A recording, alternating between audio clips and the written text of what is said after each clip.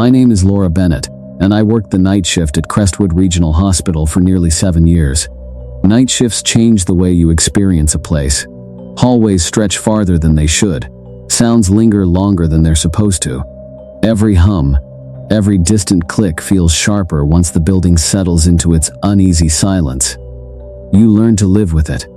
You have to. That night was the start of a long weekend. Staffing was thin, too thin.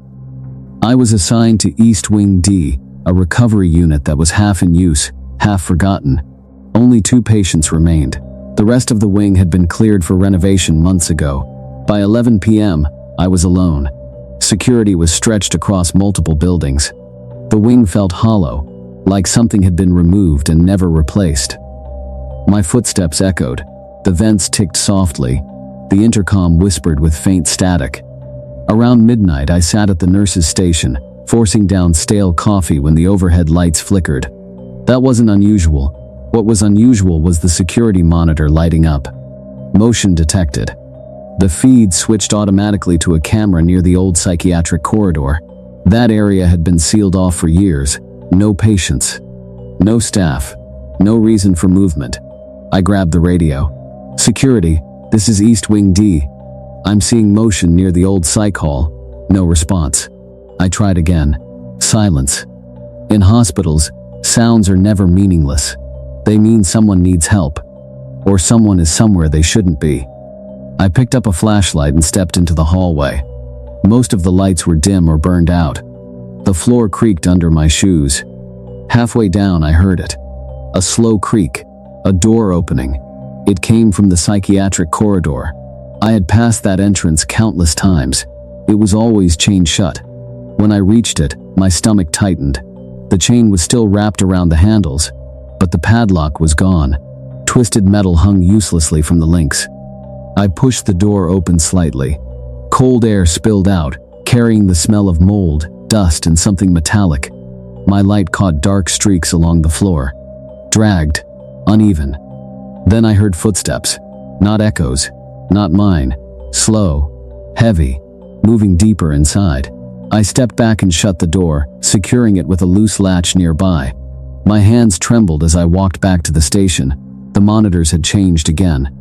Now they showed the hallway outside Wing D. Someone moved across the frame, just for a second. A figure slipping past the edge of the camera. It wasn't one of my patients. I grabbed the phone and dialed emergency services. Crestwood Regional, East Wing D. "There's someone in the building. I'm alone." The line crackled. Then it went dead. Minutes later, a scream echoed through the corridor. I ran to room 214. My patient, Mr. Doyle, was sitting upright, shaking violently. "He was here," he whispered, "standing right there." The room was empty. The door had been closed. The curtains shifted slightly from the vent. "He was watching you," he said. I noticed the camera in the corner. Its red light was off. Back at the station, I checked the feed. The room looked empty. But in the corner, something moved. A shadow slipping toward the door, just before it shut. That's when I realized it. Whatever had been in the psychiatric wing wasn't there anymore. At 3 a.m., I decided to get my patients out. There was a service elevator at the end of the hall. I pushed Mr. Doyle's wheelchair, checking behind me constantly. Halfway down, something clanged. A surgical tool lay in the center of the floor. Forceps. Dark stains coated the metal. No procedures had been done here in months. Then the smell hit me. Old blood. A voice followed. Soft. Calm. "You shouldn't be here." A man stepped out of the shadows wearing faded blue scrubs. No badge. His mask hung loose under his chin. He smiled and walked toward us. I ran. The wheelchair tipped. Mr. Doyle screamed. I didn't look back. I locked myself inside a supply room, pressing against the door. Footsteps approached. Stopped. The handle turned once. Then, nothing. I stayed there until morning. When security arrived, the psychiatric wing door was wide open. The chain lay broken on the floor. Cameras showed nothing. No record of any staff in blue scrubs. 2 days later, police found a man hiding in the abandoned wing. They said he was harmless.